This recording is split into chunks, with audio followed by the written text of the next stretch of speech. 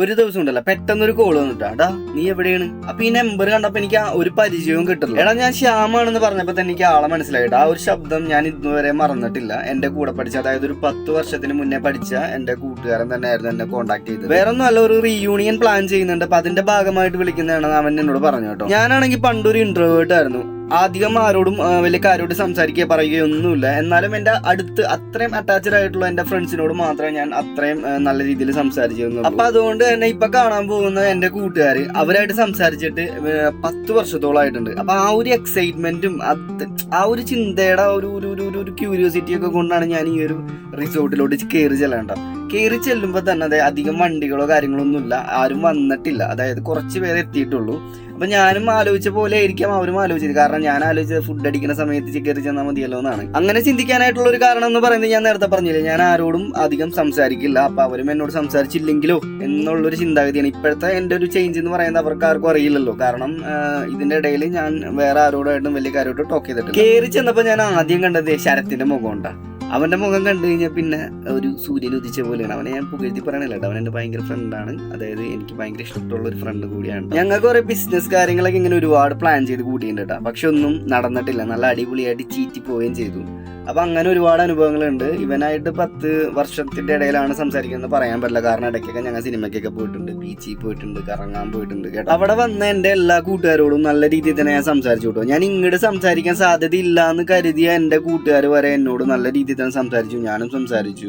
നിലവിൽ ജോലി എന്താണ്, എങ്ങനെയാണ് ജീവിതം, എങ്ങനെ പോകുന്നു, അങ്ങനെ ഒരുപാട് കാര്യങ്ങൾ സംസാരിച്ചു. ഇപ്പൊ പെൺകുട്ടികളുടെ കാര്യം പറയുകയാണെന്നുണ്ടെങ്കിൽ അവരെല്ലാവരും ഓരോരോ അമ്മമാരിലേക്ക് കൺവേർട്ട് ആയി എന്നുള്ളതാണ്. എന്നെ സംബന്ധിച്ച് അതൊരു ഭയങ്കര ഒരു ചേഞ്ച് ആണ്. കാരണം ഞാനൊക്കെ ആ ഒരു വൈബിലേക്ക് എത്തി വരുന്നേ ഉള്ളൂ. കാരണം ഞാൻ പണ്ട് പഠിച്ചിരുന്നപ്പോ പഠിപ്പ്, ഇന്നിപ്പോ ജോലി, ആ ഒരു മാറ്റം എന്നല്ലാണ്ട് ജീവിതത്തിൽ നിന്ന് വലിയൊരു സംഭവം അല്ലെങ്കിൽ പ്രത്യേകിച്ച് വലിയൊരു ചേഞ്ച് ഒന്നും സംഭവിച്ചിട്ടില്ല. 10 വർഷത്തിന് ശേഷമാണ് എല്ലാവരെയും കണ്ടതെങ്കിലും ആ ഒരു കണ്ട മാറ്റം, അതായത് ആ 10 വർഷത്തെ മാറ്റം ആൺകുട്ടികളുടെയും പെൺകുട്ടികളുടെയൊക്കെ ആ ഒരു ശാരീരിക പ്രകൃതി തന്നെ ഉണ്ടായിരുന്നില്ല.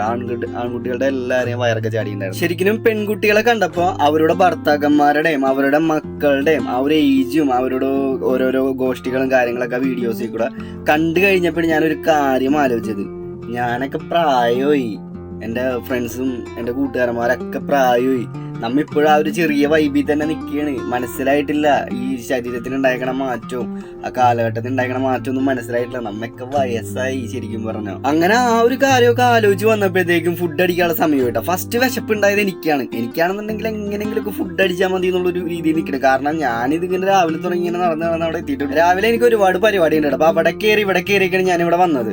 അങ്ങനെ അതൊക്കെ ആലോചിച്ച് നിൽക്കുന്ന സമയത്ത് നീരജ് കിറ്റുമായിട്ട് വന്നിട്ടുണ്ട്. അപ്പൊ കിറ്റ് എന്തായാലും ഞാൻ വിചാരിച്ച് കേക്കായിരിക്കും കൊണ്ടുവന്നത്. എന്നാ പിന്നെ കേക്ക് കഴിക്കാലോ എന്ന് വിചാരിച്ച് ഫുഡ് എത്തിന്ന് പറഞ്ഞപ്പോ തന്നെ എല്ലാവരും ഫുഡ് അടിക്കാനായിട്ട് പോയിട്ടാ ഫസ്റ്റ്. അപ്പൊ ഞാൻ ഏറ്റവും ആദ്യം ഫുഡ് അടിക്കണമെന്ന് ഞാനാണ് കരുതിക്കൊണ്ടിരുന്നത്. പക്ഷെ ഞാൻ വർത്തമാനം പറഞ്ഞ് അവിടെ ഇരുന്ന് പോയി. ഞാൻ പിന്നെ വിചാരിച്ചു വന്നാൽ പിന്നെ രണ്ടാമത്തെ ഇതിലിരിക്കുക. കാരണം അവിടെ എല്ലാവർക്കും ഒരുമിച്ചിരിക്കാനായിട്ട് എല്ലാവർക്കും ആഗ്രഹം ഉണ്ടെങ്കിലും അതിനുള്ളൊരു ടേബിൾ അവിടെ ഉണ്ടായിരുന്നില്ല.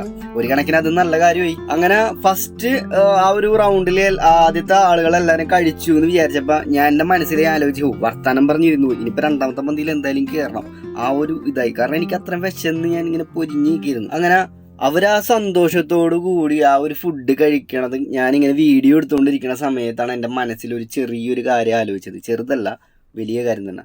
എനിക്ക് ഇന്ന് വൈകിട്ട് ക്ലാസ് എടുക്കാനുണ്ടെന്നുള്ളൊരു കാര്യം അതോർത്തപ്പോൾ തന്നെ എനിക്ക് നല്ല രീതിയിൽ തന്നെ മിസ് ചെയ്തില്ല. കാരണം എന്താണെന്ന് വെച്ച് കഴിഞ്ഞാൽ എനിക്ക് ഇവിടെ ക്ലാസ് എടുക്കാനും ഉണ്ട്. എനിക്ക് ഈ ഒരു ഡേ കഴിഞ്ഞ് പോകുന്നല്ലോ ഒന്നൊരു സങ്കടമുണ്ട്. അങ്ങനെ എന്താ ആലോചിച്ച് ഞാൻ അവർ ഫുഡ് കഴിക്കട്ടെ എന്ന് വെച്ച് പുറത്തിറങ്ങിയത് റിജിൻ അവന്റെ പുതിയൊരു ഫോണായിട്ട് വന്നു. ഞാനാണെങ്കിൽ ഒരു ഐഫോൺ എടുക്കണമെന്ന് ഇങ്ങനെ ആലോചിക്കുന്നത്. കാരണം ഞാനിപ്പോൾ നിലവിൽ ഉപയോഗിക്കുന്നത് റിയൽമിയുടെ ഒരു ഫോണാണ് കേട്ടോ. നല്ല അടിപൊളി ഫോണാണ്, കുഴപ്പമൊന്നുമില്ല. ഫോൺ ഏകദേശം നല്ല സ്മൂത്തായിട്ട് വർക്ക് ചെയ്യുന്നുണ്ട്.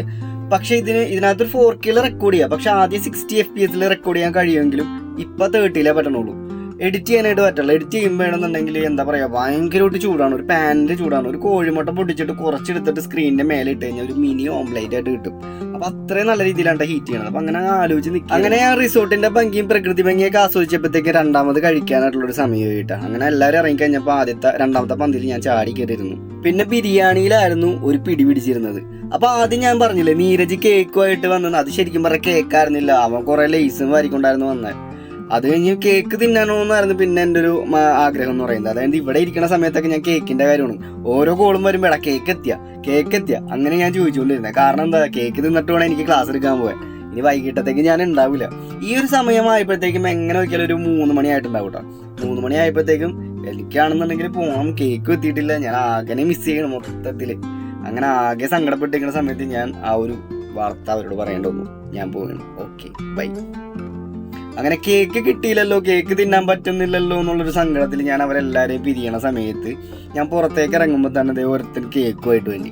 എന്നാൽ പിന്നെ കേക്ക് തിന്നിട്ട് പോവാ, നിങ്ങളോട് വൈൻഡപ്പ് ഒക്കെ ചെയ്ത് ഇറങ്ങണ സമയത്ത് കണ്ട ഇങ്ങനെ വൈൻഡപ്പ് ചെയ്യണ്, ആ സമയത്ത് കേക്കും കൊണ്ട് വന്നേക്കണ്. എന്നാൽ പിന്നെ കേക്ക് തിന്നിട്ട് പോയി, ഇനി രക്ഷയില്ല, ഇനി ഞാൻ കേക്ക് തിന്നിട്ട് ഇറങ്ങുള്ളൂ. അങ്ങനെ ഞാൻ കേക്ക് മുറിച്ചിട്ട് ഫുഡല്ല, ആ ഒരു കേക്കിൻ്റെ പീസ് ഞാനാണ്ട, എനിക്ക് കേക്കിനോട് ഭയങ്കര ഇതുള്ളതുകൊണ്ട് ഞാൻ തന്നെയാണ് ആ ഒരു കേക്ക് മുറിച്ചത്. അപ്പം അങ്ങനെ ആ ഒരു കേക്ക് മുറിച്ച് ആദ്യത്തെ പീസ് തന്നെ ഞാൻ എടുത്തുകൊണ്ട് വിട്ട് കളഞ്ഞു. കാരണം എന്താ, എത്രയും പെട്ടെന്ന് ക്ലാസ്സിലെത്തണം, പിള്ളേർക്ക് ക്ലാസ് എടുക്കണം, ആ ഒരു മൈൻഡായിരുന്നു. അങ്ങനെ ഞാൻ ആ കേക്ക് മുറിച്ചു. ആ ഒരു കേക്ക് ഞാൻ മുറിച്ചു. എങ്ങനെ മുറിക്കണമെന്ന് ഭയങ്കര കൺഫ്യൂഷനാണ്. എടാ ഇനി ഇങ്ങനെ മുറിക്കും, ഇപ്പുറത്തെന്ന് പറയുമ്പോൾ ഇങ്ങനെ മുറിക്കാൻ പറയും, അപ്പുറത്തെന്ന് പറയുമ്പോൾ ഇങ്ങനെ മുറിക്കാൻ പറയും. അപ്പോൾ ടോട്ടലി മൊത്തത്തിൽ ലോസ്റ്റ് ആയിപ്പോയി. എപ്പോഴത്തേക്ക് ഞാൻ മുറിക്കണമെന്ന് എനിക്ക് തന്നെ അറിയാൻ പാടില്ല. അവസാനം ഞാൻ ഒരു മുറി മുറിച്ചു. ആ ഒരു മുറി മുറിച്ചു, ആ ഒരു പീസ് ഞാൻ തന്നെ എടുത്തു, ഞാൻ തന്നെ പോയി. ആ പീസ് മര്യാദയ്ക്ക് തിന്നാന്ന് വിചാരിച്ചുകൊണ്ട് പോകണ സമയത്ത് ആ പകുതി ഷാനവാസ് കൊടുത്തു. വലിയ പീസ് കിട്ടിയെന്ന് പറഞ്ഞാൽ സന്തോഷിച്ചിരിക്കുന്നു. പക്ഷെ പകുതി അന്ന് കൊണ്ടുപോയപ്പോൾ എനിക്ക് ഇത്തിരിക്കോളം ചെറിയ പീസ് ഉണ്ടായിരുന്നു. അതെനിക്കൊരു ഭയങ്കര സങ്കടം കേട്ടോ. ആ ഒരു ഡേ മിസ് ചെയ്തു എന്നുള്ളത്. അങ്ങനെ ഞാൻ അവിടെ നിന്ന് പോകുന്നുട്ടാ. ഈ ഒരു പരിപാടിയിൽ ഞാനില്ല. അതായത് ഇപ്പൊ പാട്ട് പാടലും വൈകുന്നേരം ഡാൻസ് കളിയും കാര്യങ്ങളൊക്കെ ഉണ്ടായിരുന്നു പറയാം. ഞാൻ അപ്പോഴത്തേനും എൻ്റെ ഇൻസ്റ്റിറ്റ്യൂട്ടിൽ ഞാൻ ക്ലാസ് എടുക്കാനായിട്ട് പോയി എന്നുള്ളത്. അപ്പോൾ അതുകൊണ്ട് ഈ ഒരു പ്രോഗ്രാമിൽ, ഈ ഒരു പരിപാടിയിൽ എനിക്ക് അറ്റൻഡ് ചെയ്യാനായിട്ട് പറ്റിയില്ല. അപ്പോൾ നല്ല രീതിയിൽ അത് മിസ് ചെയ്തിട്ടാണ്. എനിക്ക് എൻ്റെ പിള്ളേർക്ക് ക്ലാസ് എടുക്കണമെങ്കിൽ അതും കളയാൻ പറ്റൂല. ഇത് മിസ്സായി. കൂടെ പഠിച്ച എൻ്റെ കൂട്ടുകാരെന്ന് പറയുന്നത് ഏകദേശം ഒരു 50-55 പേരോളം ഉണ്ടാവും. അതിനകത്ത് ഒരു 10-25 പേര് ഈ ഒരു പരിപാടിയിൽ പങ്കെടുത്തിട്ടുള്ളൂ കേട്ടോ. എല്ലാവർക്കും വരാൻ മടിയുള്ള ആളുകളുണ്ടാവും, പൈസ ഇറക്കാനായിട്ട് മടിയുള്ള ആളുകളുണ്ടാവും, അങ്ങനെ ഒരു താല്പര്യമില്ലാത്ത ആളുകളുണ്ടാവും. അവർക്കൊക്കെ ഈ ഒരു വീഡിയോ കണ്ടു കഴിഞ്ഞപ്പോൾ, അതായത് ഇൻസ്റ്റാഗ്രാമിലും ഫേസ്ബുക്കിലൊക്കെ നമ്മൾ ഈ ഒരു വീഡിയോ അപ്ലോഡ് ചെയ്ത് കഴിഞ്ഞപ്പോൾ വരാനായിട്ട് താല്പര്യമില്ലാത്ത ആളുകൾക്ക് വരെ ആ ഒരു ദിവസം മിസ്സായി പോയല്ലോ എന്നുള്ളൊരു ചിന്ത അവർക്ക് വന്നു എന്നുള്ളതാണ്. കാരണം ഒരുപാട് പേര് മെസ്സേജ് അയച്ചു എന്നുള്ളതാണ്, ഇനിയും വേണം റീയൂണിയൻ, ഇനിയും നമുക്ക് റീഅറേഞ്ച് ചെയ്യണം. അപ്പം അങ്ങനെ ഒരു വരാൻ കഴിയാതെ പോയ ആളുകൾക്കൊക്കെ വന്നോ എന്നുള്ളൊരു നിർബന്ധമായി. അങ്ങനെ നമ്മൾ ഇനിയിപ്പോൾ ജനുവരിയിലേക്ക് ഇനിയൊരു റീയൂണിയൻ അറേഞ്ച് ചെയ്യുന്നുണ്ട്. അപ്പോൾ ഈ ഒരു വീഡിയോ ഞാൻ നിങ്ങളുമായിട്ട് ഷെയർ ചെയ്യുന്നത്, അതായത് ഈ ഒരു വീഡിയോ ഷെയർ ചെയ്യുന്നത് നിങ്ങളോട് ഷെയർ ചെയ്യുന്നത് മാത്രമല്ല, അത് ഭാവിയിലേക്ക്, അതായത് നമ്മളിപ്പോൾ ഇങ്ങനെ വയസ്സാം കാലത്തിലോട്ട് പോയിക്കൊണ്ടിരിക്കുക. ഇനിയിപ്പോൾ ഒരുപാട് നാൾ കഴിയുമ്പോൾ, ഓരോ വർഷങ്ങൾ കഴിയുന്നതോറും നമ്മൾ മരണത്തിലോട്ട് അടുത്തുകൊണ്ടിരിക്കുക. ഞാൻ എൻ്റെ കൂട്ടുകാർക്ക് വേണ്ടിയിട്ട് ജസ്റ്റ് ഇങ്ങനെ ഇടുന്നു മാത്രമേ ഉള്ളൂ. കാരണം വയസ്സാം കാലത്ത് കാണാമല്ലോ നമ്മുടെ ചെറുപ്പത്തിൽ എങ്ങനെയൊക്കെയായിരുന്നു, നമ്മുടെ ഒരു വൈബ് എന്തൊക്കെയായിരുന്നു.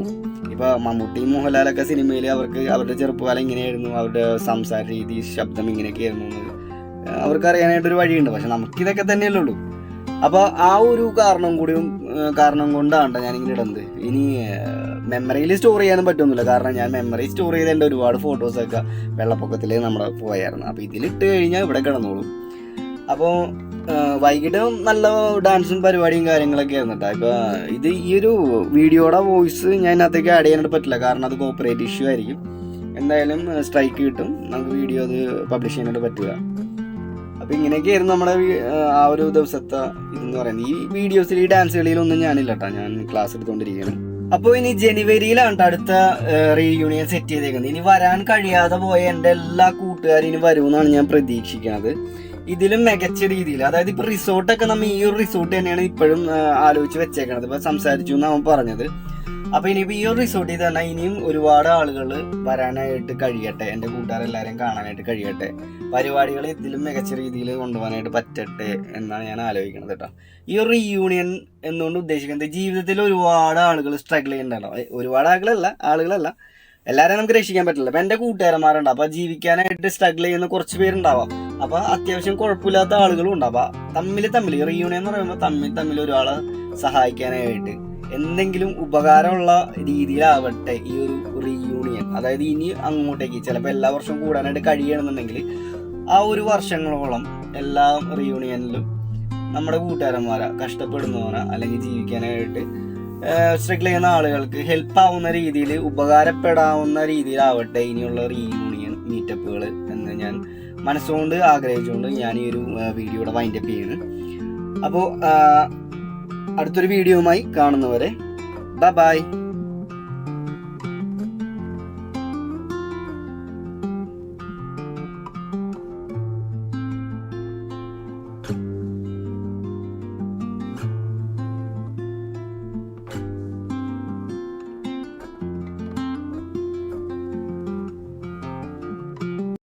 ഒരു ദിവസം ഉണ്ടല്ലോ പെട്ടെന്നൊരു കോൾ